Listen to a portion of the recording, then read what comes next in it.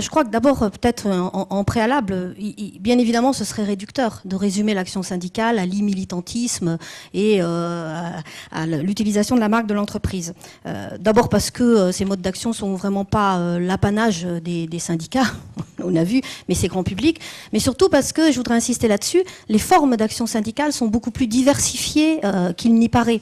Et cela depuis longtemps. Nous, on agit surtout sur l'encadrement, au sens large, ingénieur, cadre, technicien, maîtrise, et on sait pertinemment, et vous le savez aussi d'ailleurs, et les DRH aussi, que dans certaines administrations et services publics notamment, il y a des cadres qui sont interdits de droit de grève. Il y en a d'autres qui sont en situation d'isolement et avec un peu l'épée de Damoclès du devoir de loyauté au-dessus de la tête. Et donc il a bien fallu syndicalement être innovant et trouver des formes d'action qui permettent l'engagement, y compris à titre individuel, des cadres en question, sans obligatoirement être dans des formes très classiques de grève, même s'il y a aussi, bien entendu, des cadres en grève. Voilà. Je voulais surtout rajouter que le choix, en fait, de tel ou tel mode d'action, digital ou pas digital, ou croisé digital et classique, il se fait, en tout cas pour nous, avec un seul objectif. Quel est notre objectif dans l'action syndicale? Nous, notre objectif, c'est d'ouvrir le plus large espace d'expression publique, et j'insiste sur public, d'aspiration, de propositions, y compris de propositions alternatives, bref, ce qu'on peut appeler dans le jargon syndical les revendications, et en même temps rassembler le plus grand nombre de salariés et de salariés donc intéressés. Voilà. Ensuite, c'est pourquoi il nous semble, dans la provocation de la question, que opposer les formes d'action avec des engagements plus poussés, plus visibles, plus coûteux aussi, y compris pour les intéressés, je pense aux grévistes, avec d'autres formes d'action, ça n'a pas de sens. Ça n'a pas de sens, sauf à vouloir se situer sur un autre terrain qui est beaucoup plus polémique et qui est sur des postures idéologiques, où on pourrait presque dire, sous couvert de la modernité, il y a d'un côté les archaïques, c'est-à-dire les actions classiques de proximité et de terrain à vilipender, et puis il y aurait de l'autre côté le politiquement correct en ligne. Sauf que c'est pas comme ça que ça va se passer, et que ça se passe déjà dans la réalité. Voilà. Donc je propose de retourner dans le réel. Et dans le réel, je dirais que peut-être que le modernisme, c'est donc pas, en tout cas pour nous, de croire dépasser des actions classiques comme la grève, parce qu'il y en aura, je pense, voilà, sous des formes peut-être même un peu originales, mais c'est peut-être de s'interroger ensemble et de comprendre quels sont les ressorts de l'engagement et de la mobilisation.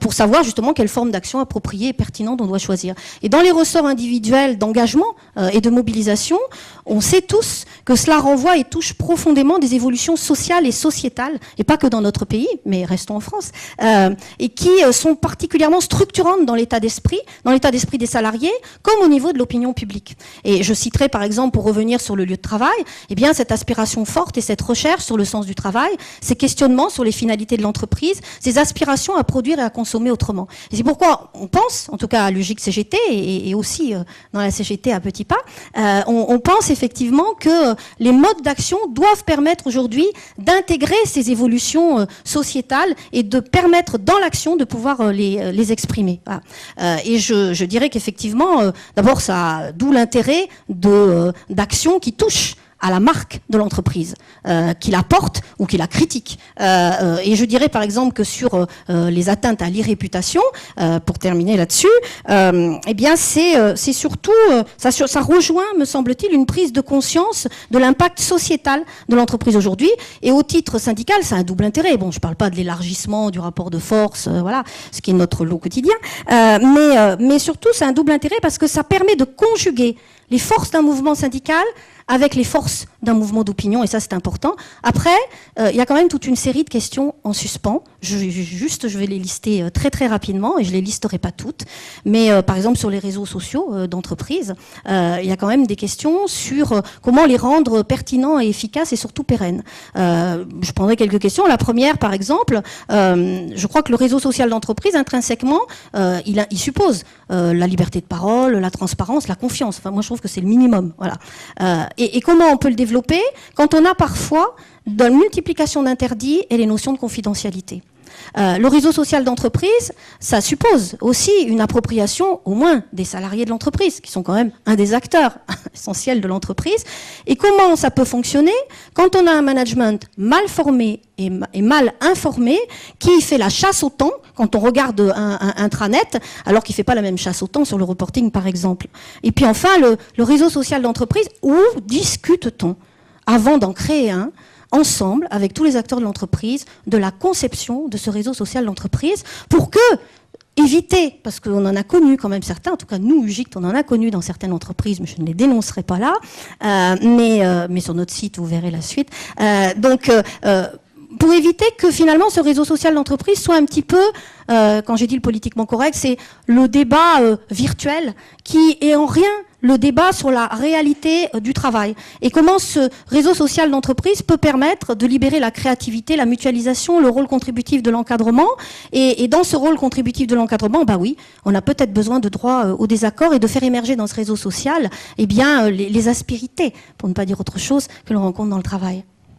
Merci. Alors, les expressions syndicales sur les réseaux sociaux d'entreprise sont encore assez rares. Et donc, ça conduit généralement à une externalisation du dialogue social avec, on l'a vu, Facebook, mais aussi les blogs, etc. Et ce que vous avez aussi mis en avant, c'est-à-dire le problème de limite de la confidentialité. Alors, professeur Jean-Manuel Ray, surtout avec l'arrivée maintenant de la BDES et les règles qui sont désormais affichées sur la confidentialité, comment les RH peuvent préparer justement le terrain avec les syndicats pour éviter les dérapages ? Oui, alors d'abord, juste un mot. Moi, je voulais commencer un peu comme le petit gibus. Si j'aurais su, j'aurais pas venu. Parce que depuis le début de l'après-midi, on dit les juristes ceci. Alors certains disent il y en a marre, il y a trop de règles. D'autres disent il n'y a pas de règles. En un mot, j'ai l'impression que beaucoup dans cette salle, pas vous Vincent évidemment, mais beaucoup dans cette salle ont une vision du monde juridique qui ne correspond pas à l'état des étudiants d'aujourd'hui. J'ai sélectionné un Master 2 récemment et la question elle était extrêmement sélective. Donc, asseyez-vous. 400 candidats, 25 places. Donc, un peu... Question. Un conflit collectif intervient dans votre entreprise. Un bloc secret, un bloc syndical, vous traitant de... Ou alors, un exemple récent, au lieu de nous mettre des caméras partout, la DRH ferait mieux de surveiller son mari. Question, mademoiselle ou monsieur, que faites-vous ? Il faut vous dire que là, la sélection est très rapide. C'est ça, faire du droit aujourd'hui. D'accord ? Faut un peu toucher terre, quand même, d'accord ? Bon.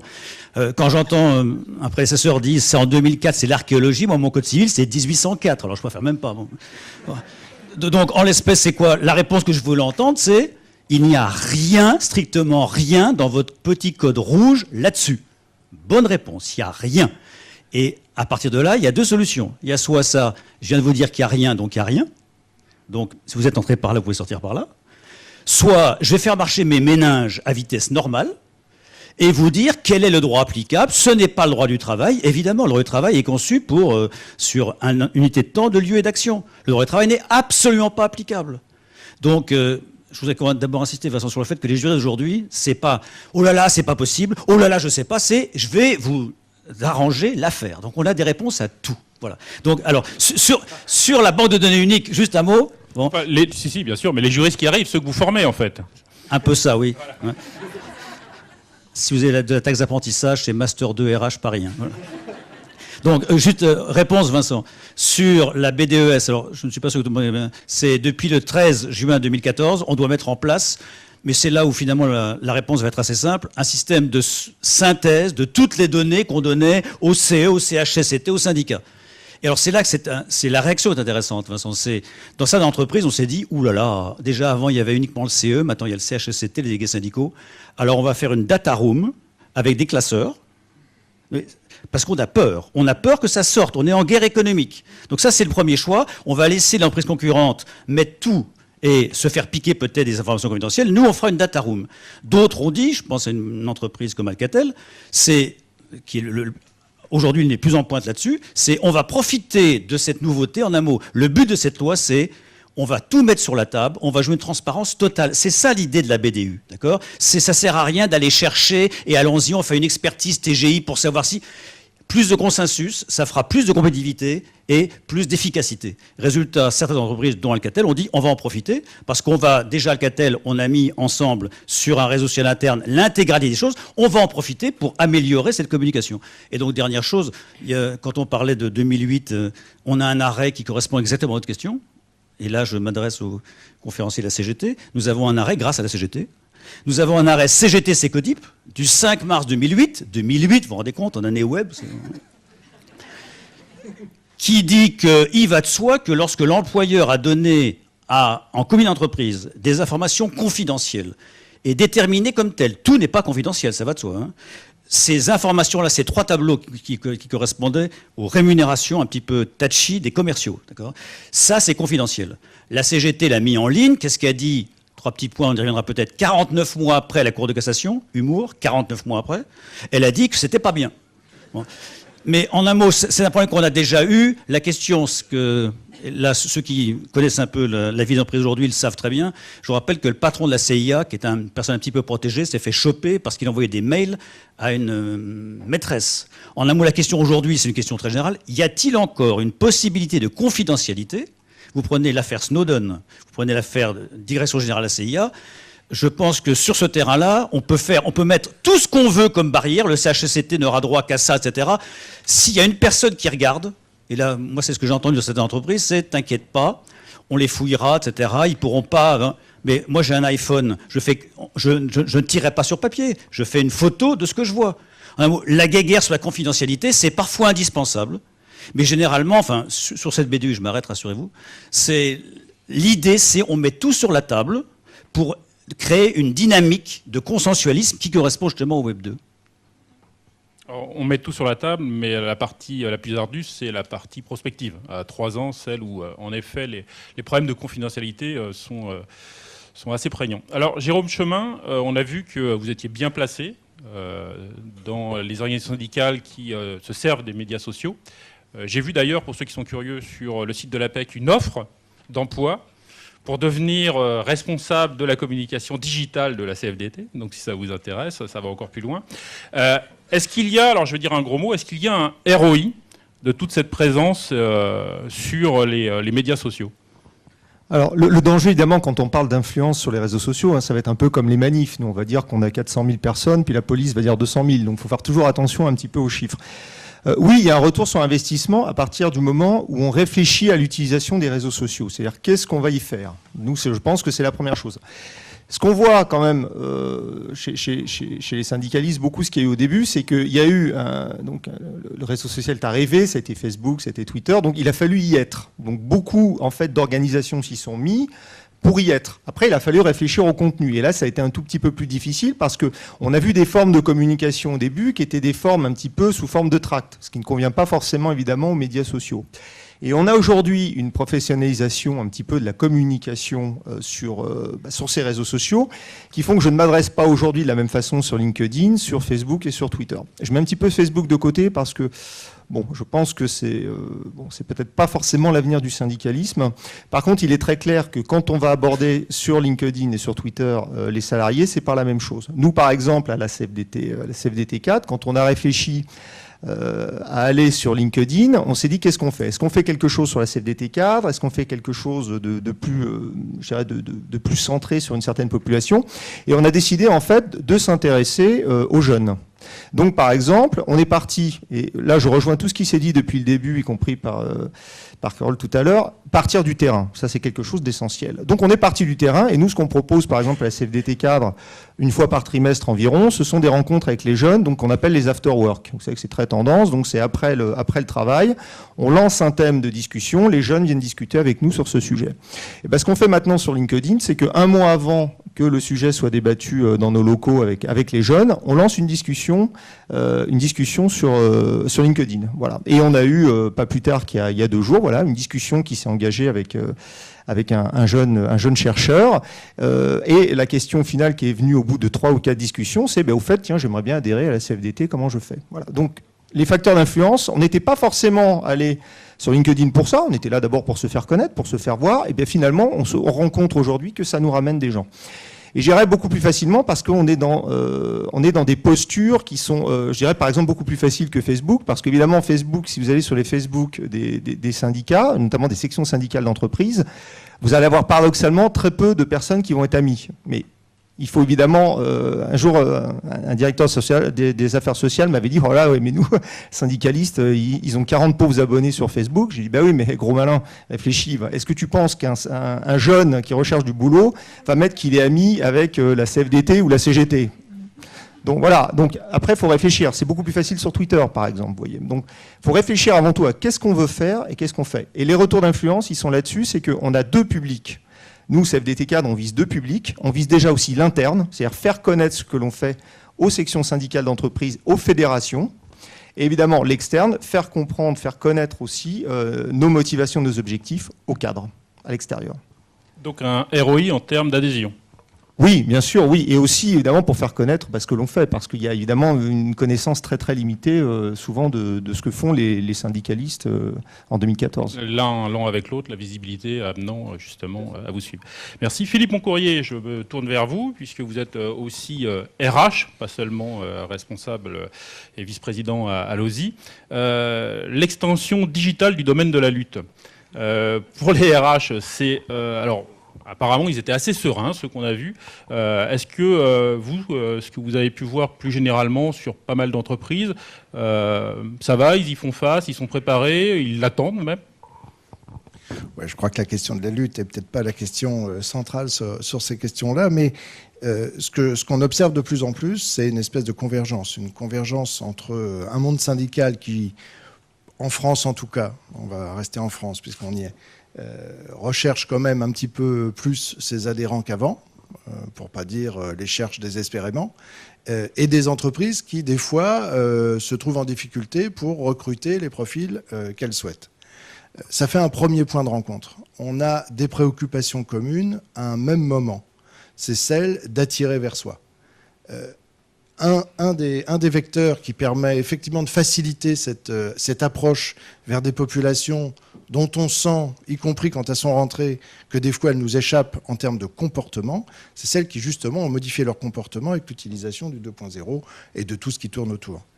Cette façon d'approcher les choses est quelque chose qui permet, pour les entreprises comme pour les organisations syndicales, vis-à-vis d'un même public, qui reste quand même juste les salariés, certes, peut-être pas toujours avec la même finalité, mais le point d'entrée, ça reste similaire. Ça reste similaire au moment de l'entrée.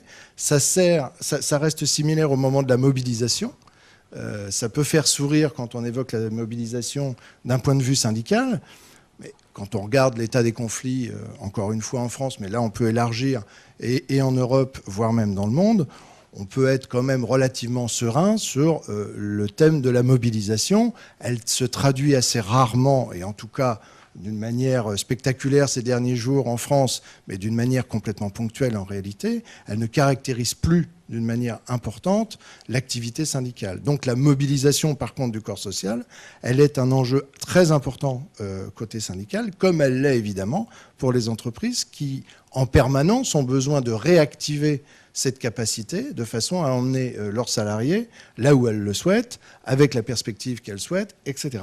Sauf que dans ce deuxième cas de la mobilisation, là encore, on a besoin d'aller chercher des gens qui, dans leur comportement quotidien, j'entendais des choses à cette table ronde-ci, y compris un petit peu avant, mais même à celle-là, juste avant, on dit le temps des salariés, etc. Mais le temps des salariés, la question ne se pose pas.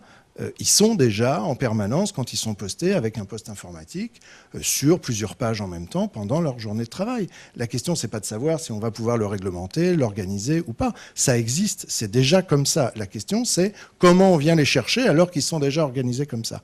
Et finalement, cette question-là, on peut se la poser quand on est du côté direction d'entreprise, comme on doit se la poser aussi quand on est organisation syndicale, puisque c'est le même public, c'est la même difficulté à les attraper, peut-être pas exactement pour les mêmes finalités, encore que, c'est pas certain.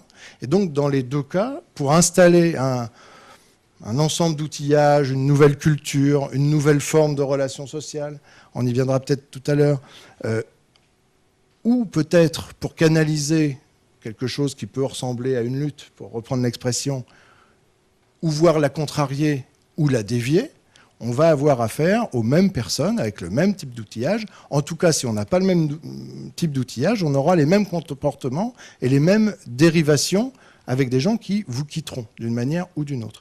Donc, et pour le recrutement et pour la mobilisation, on a les mêmes enjeux. Et la fidélisation, c'est exactement la même chose. Donc, en gros, les trois gros critères qui constituent à peu près l'enjeu de l'entreprise vis-à-vis de son corps social, c'est finalement exactement les mêmes que ceux que je recherche aujourd'hui, les acteurs du monde syndical, avec pour l'instant encore, alors on a peut-être des exemples particulièrement intéressant à cette table ronde, mais avec quand même plutôt des difficultés quand on regarde justement la capacité à pouvoir exprimer quelque chose de collectif, alors qu'il peut s'exprimer simultanément, complètement différemment, sur tout un tas de médias qu'on ne contrôle pas à ce moment-là. L'idée qu'on a en commun, en gros, enfin, en tout cas c'est ce qui se dessine de plus en plus dans pas mal d'endroits, c'est l'idée comment on fait un parcours ensemble, et finalement sur cette thématique-là, on retrouve à la fois la direction d'entreprise et le monde syndical. Donc assez serein. Jean-Emmanuel, pour d'ailleurs un DRH qui s'aperçoit aux horreurs, avec la veille bien sûr que vous faites tous sur les médias sociaux, que des blogs disent des choses pas très agréables sur sa politique RH, voilà, il commence à poindre un bad buzz à l'horizon.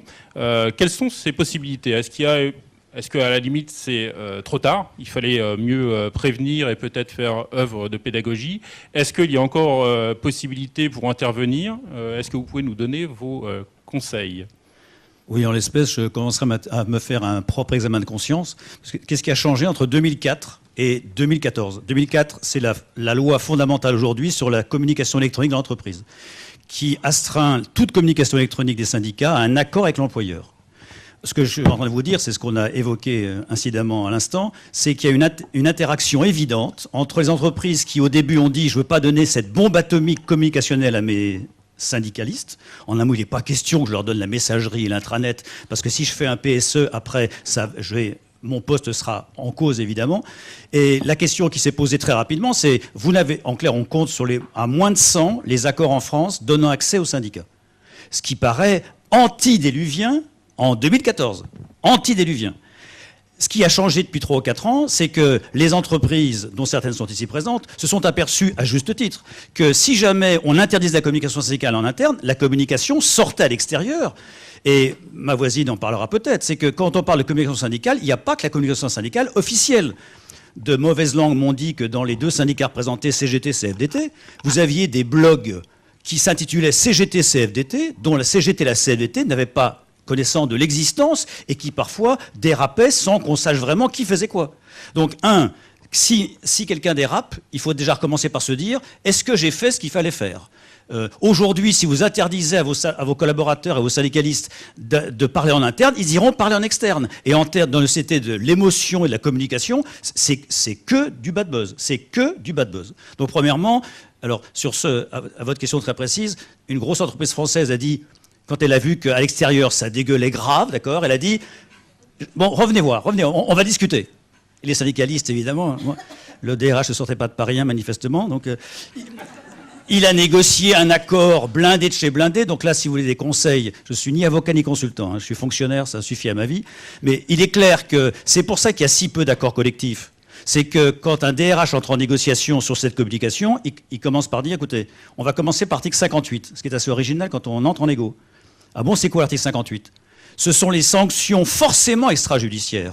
Il ne faut pas nous prendre pour des débiles mentaux, les juristes, d'accord ? On sait bien que le temps d'Internet, c'est pas le temps du juge, d'accord ? Donc ce qu'on crée de façon conventionnelle, ce qui est parfaitement légal, c'est le but de la loi. C'est, si jamais il y a dérapage, injure, diffamation, atteinte à la vie privée, confidentialité, eh bien, on ne mettra pas en ligne, parce qu'il y a un léger décalage, et à la seconde fois, on coupera l'accès au site syndical, ce qui est une régulation interne parfaitement honorable.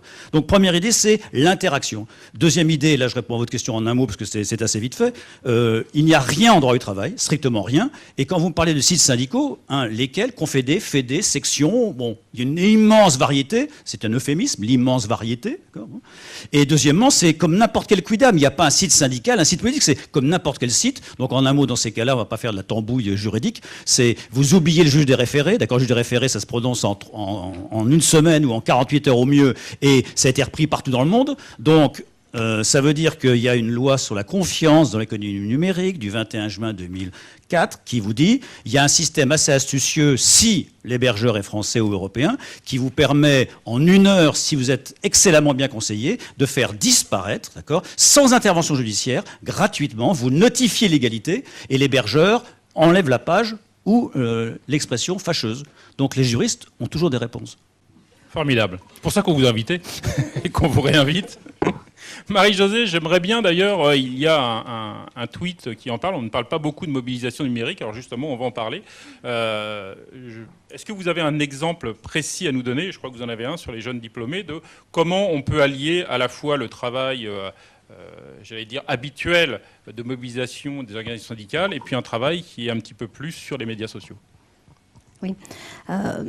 Effectivement, nous, une de nos priorités syndicales, on a dit, c'est les jeunes diplômés, parce que s'ils zappent les entreprises, ils zappent aussi parfois le syndicalisme. Donc voilà. Et on avait décidé d'organiser un rassemblement pour débattre avec des jeunes diplômés. On avait formidablement choisi le lieu, puisque c'était la Sorbonne, entre midi et 2. Bon, voilà, il y a du passage. On s'était organisé entre plusieurs organisations syndicales. Vous êtes raté, c'est dommage. Pour s'adresser aux jeunes diplômés. Pas à leurs professeurs, pas à leurs professeurs. Pour libérer la parole, pas à leurs professeurs. Et y compris, on avait construit l'action habituellement avec des tracts, etc. C'était sur reconnaissance des diplômes dès l'embauche, puisqu'on a un vrai problème dans les conventions collectives, etc. Voilà. Et puis, on s'était adressé à d'autres organisations de la jeunesse, et notamment, on avait construit l'action avec des objectifs chiffrés de participation avec l'UNEF. Pour l'instant, tout allait bien, c'était classique. Puis on s'était dit, bon, oui, sauf que trouver des vrais jeunes diplômés, quand même assez en masse, dans notamment notre organisation syndicale et pas l'UNEF, c'est peut-être qu'entre midi et 2 en plus, ça va être un peu compliqué, quoi. Et on peut pas faire un rassemblement qu'avec des gens un peu plus matures, voilà. Donc un peu plus âgés. Donc on s'était dit comment on fait. Et donc on a effectivement utilisé les réseaux sociaux à fond pour parler, analyser pourquoi on parlait de la reconnaissance des diplômes à l'embauche, qu'est-ce que ça voulait dire en matière d'insertion professionnelle, voilà, et comment on pouvait préparer ensemble l'avenir de ce jeune diplômé. Et on s'est dit bon ben voilà, on va voir 2/3 d'effectifs UGICT et haute organisation de la jeunesse, et puis une petite centaine de réseaux sociaux, on va bien voir. Puis on avait fait une pétition et on s'était dit sur les signatures des pétitions, on verra bien qui est qui et on verra qui a remporté le jackpot. Bon, on n'y croyait pas vraiment. Et à notre grande surprise à la Sorbonne, on avait visé 400, on a été entre 5 et 600, ce qui était vraiment pas mal. Il y avait de vrais jeunes diplômés. Et en plus, on s'est aperçu que plus du tiers venaient des réseaux sociaux. Donc on avait doublé notre objectif. On avait dit une petite centaine, c'était 200 des réseaux sociaux. Et là, vraiment, on s'est dit, tiens, ça porte, ça marche. Ils ont signé, y compris la pétition. On a pu vraiment discuter de manière très libre. En plus, on avait fait ça festif avec de la musique, etc.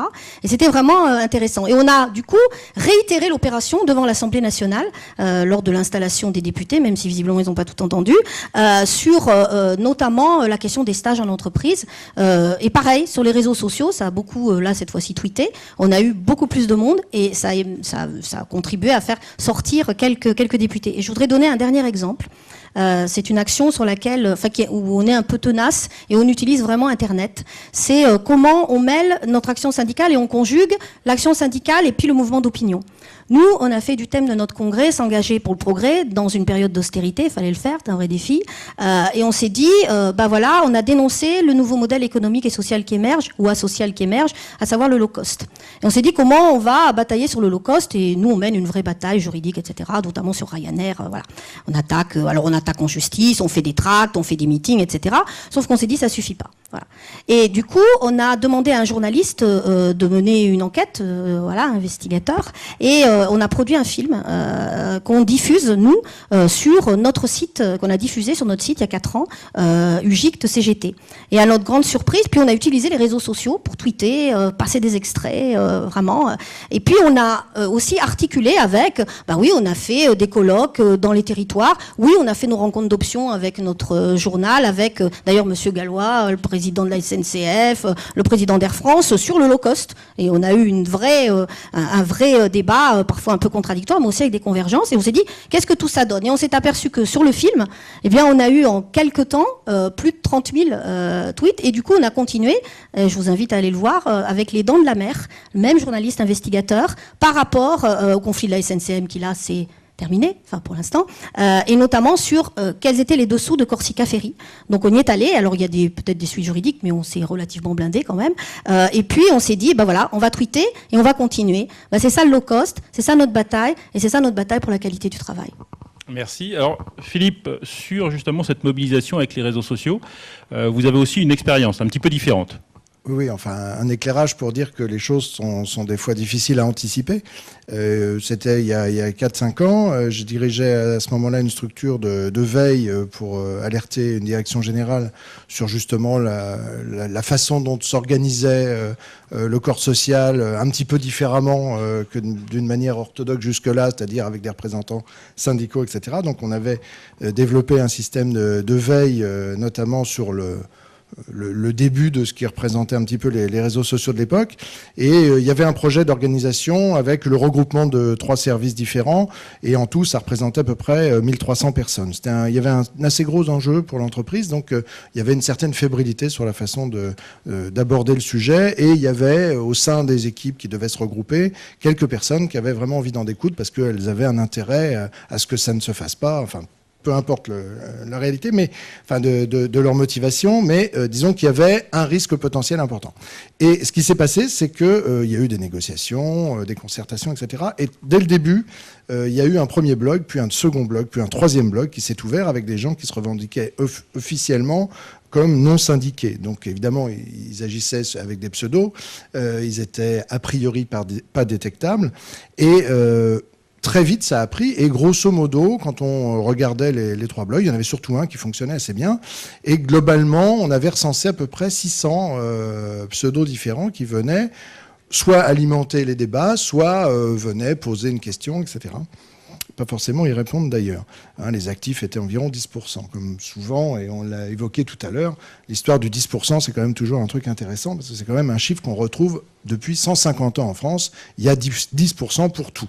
10% d'associations, 10% de gens actifs, 10% de personnes sur les blogs qui font des choses concrètement, les autres écoutent, etc. etc. Je reviens à l'anecdote. Donc, voilà, un blog qui tire un petit peu. Et au moment de vraiment l'entrée en égo, là où il fallait vraiment figer les choses, il y a une annonce sur ce blog, 3 jours avant, disant on se réunit, la négo a lieu telle salle, etc. Et à lire les billets, à lire les réponses, etc. La direction générale prend peur et nous demande, la petite équipe, qu'est-ce qu'il faut en penser ? Parce qu'on ne savait pas, etc. Alors on a fait un petit peu d'enquête, tout ce qu'il y a de légal, mais suffisamment approfondi avec les liens qu'on avait, notamment avec le monde syndical dans cette entreprise, pour s'apercevoir assez vite que finalement, il y avait 5 personnes qui tenaient le blog, et les autres qui étaient uniquement presque en observateur là-dedans. Donc il y avait une démultiplication de pseudos assez artificielle, mais en même temps, il y avait 400 à peu près personnes qui venaient. Et la crainte, c'était qu'il y ait 200, 300 personnes, quoi. Bon. Alors, on a fait une note, on a essayé d'analyser, on a étudié tous les billets qui avaient été posés pendant les 6 mois à peu près qui s'étaient écoulés depuis le début du projet. Et on a déterminé que, à peu près, il devrait y avoir 50 personnes. Donc déjà, ça a rassuré énormément la direction générale qui s'est dit, bon, c'est pas plusieurs centaines, ils ont décidé de délocaliser au dernier moment la séance de négo pour pas être perturbé par 50 personnes. Et en réalité, on s'est complètement trompé. Ils étaient 7. Voilà. Donc c'est juste une anecdote, mais c'est pour dire que par rapport à un projet, c'était 1300. Une activité assez dense sur plusieurs supports, et notamment un où avec beaucoup d'échanges, etc. Et puis finalement, à l'arrivée, un flop, quoi. Alors, c'était juste en écho, puisque vous m'avez demandé, mais c'est assez aléatoire. Et effectivement, les craintes et la façon de détecter, et voire même d'anticiper, encore une fois, si on n'a pas les mains dedans, si on n'est pas vraiment pas en osmose, mais quand même presque, quoi, avec cette façon d'utiliser, cette façon de fonctionner, on passe à côté, quoi. On passe à côté, y compris de l'ampleur des enjeux, quoi. Oui, c'est aussi une forte évolution sur tout ce qui est veille sociale et analyse du dialogue social. Jean-Emmanuel, vous êtes le papa du QI numérique. On me fait peur. Non, pas de révélation. Le fameux QI numérique. Alors, bien sûr, pas sur les exemples qu'on a pu avoir aujourd'hui, mais en général, est-ce que vous avez le sentiment que le QI numérique des responsables syndicaux est en train de rattraper, voire de dépasser celui des RH ? C'est une question délicate.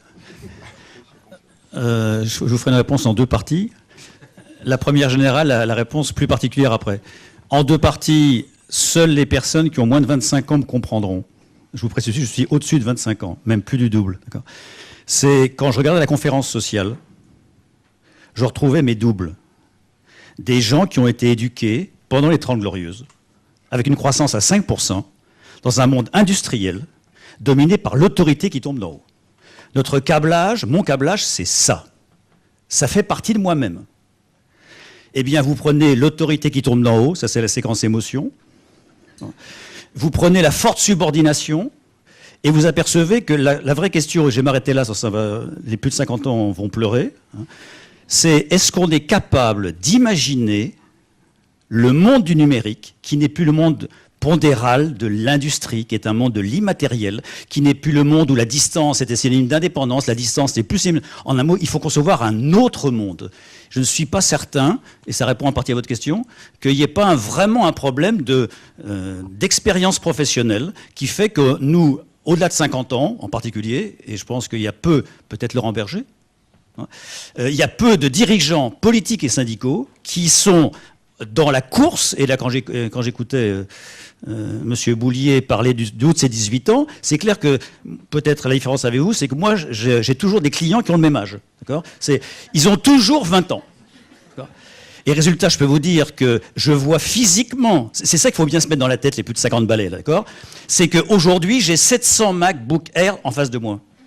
Vous voyez ce que ça veut dire, d'accord ? Qui, je vous le dis, n'écoute pas forcément mon cours. Je subodore que quand plusieurs ont le regard sur un MacBook, c'est plutôt qu'ils regardent un film pendant le cours. En un mot, c'est une autre dimension et on a beaucoup de mal. J'en termine. Ça, c'est la trop générale. Il y a un vrai souci. Alors, je ne vais pas dire du mal des DRH, que j'adore, des syndicalistes, que j'adore aussi, mais certains de mes étudiants, il y en a 4 ici, qui ont fait un mémoire sur CE éthique, syndicat éthique, militantisme éthique. Ils sont rentrés en me disant, bon, moi qui suis sur Facebook, sur LinkedIn, sur Twitter, etc., quand j'ai interviewé les syndicalistes, ben, manifestement, à part le brillant exemple qu'on a eu tout à l'heure, bien sûr, de Lugic CGT, qui sort de Sciences Po, une excellente école, l'idée générale, excusez-moi, mais moi, quand je vais dans les entreprises, ça veut dire que quand je vais voir le DRH et me dit, écoute, moi j'ai 55 ans, beaucoup d'entre eux, mon adolescent, il est sur ce truc-là, mais je ne suis pas câblé pareil. Et côté syndicaliste, je ne vais pas faire injure à mes 2 voisins de dire que, sauf erreur de ma part, l'âge moyen des délégués dans les congrès, c'est 48, 47 ou 48 ans. Donc ça veut dire qu'il y a un vrai problème de culture personnelle de rapport au numérique. Et j'en terminerai en vous disant que la réponse est la suivante, Vincent, c'est les syndicalistes et là ça va faire plaisir à ma voisine, Lugic, c'est la synthèse entre les cadres et les syndicalistes, ils ont le même problème. Les deux sont des corps intermédiaires qui sont bousculés, si on est poli, d'accord, qui sont au-delà de la bousculade, parce qu'en clair, les nouvelles technologies et tout ce qu'on vient de dire passent par-dessus l'encadrement, les syndicalistes, et c'est ce qu'on apprend à la Sorbonne. C'est évidemment, c'est plutôt excitant, parce que ceux qui me diront « Oh, ben il n'y a rien dans le code », ceux-là, ils ne resteront pas longtemps. Merci. Jérôme Chemin, on a entendu tout à l'heure le DRH de Sanofi nous dire qu'il ne fallait pas oublier le réel non plus, que le virtuel c'était bien, mais qu'à un moment on avait besoin aussi du contact. Est-ce que trop de digital, ça fait mal ? Et le droit à la j'aime bien ce genre de choses. Vous pouvez le reprendre après. Et le droit à la déconnexion finalement dans tout ça ? Oui, le digital, ça fait mal comme le chocolat, quoi, si on en prend trop. Très rapidement, sur le droit à la déconnexion, bon, nous c'est une vieille marotte, hein, 1995, les premiers écrits sur le droit à la déconnexion à CFDT cadre. Déjà, il faut voir à qui on s'adresse quand on parle du droit à la déconnexion. D'accord ? C'est qu'on parle en ce moment à des générations, les plus jeunes sont des générations qui sont nées en 90-92, hein, celles qu'on embauche aujourd'hui dans les entreprises.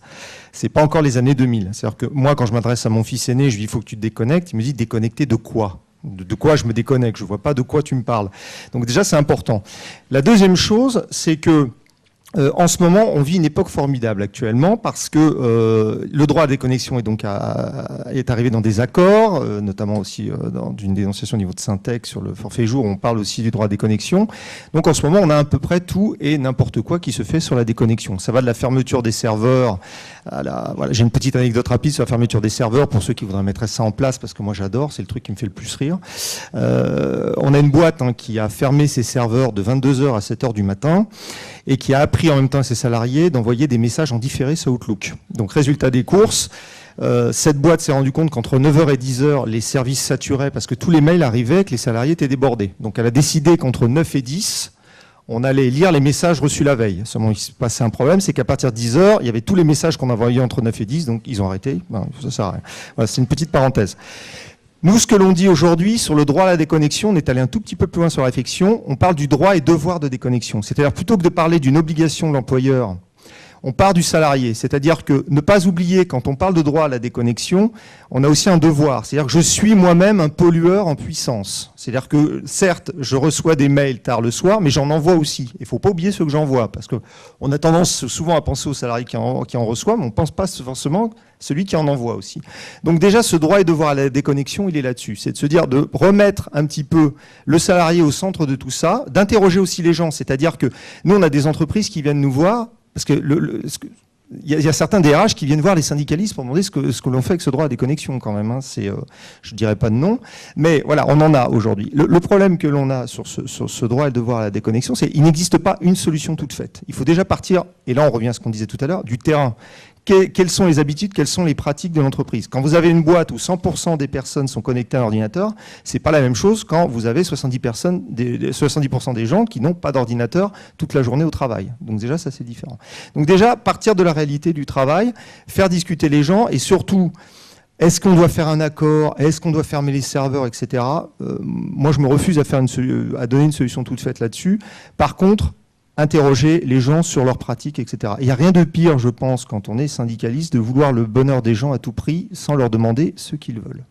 Merci. Philippe, en guise de conclusion, alors, je ne vous demande pas en 140 caractères, mais en 140 mots, sur le risque digital et corps intermédiaire. Je vais essayer d'être très court, mais deux choses. D'abord, je pense qu'effectivement, les corps intermédiaires sont absolument essentiels à la vie des entreprises. Donc ça, il faut que ce soit un paramètre de départ accepté, sinon mon propos ne tient pas. Mais j'en suis intimement convaincu. Pour le coup, vous n'êtes pas aujourd'hui en capacité de relayer suffisamment le corps social. Les outils dont on vient de parler, les usages que ça génère, c'est une opportunité extraordinaire pour pouvoir effectivement vous réinstaller dans cette légitimité nécessaire. Pour autant, il y a deux écueils qui sont quand même assez importants. On en a un tout petit peu parlé là au cours de cette table ronde. La première, c'est mon histoire des 10%.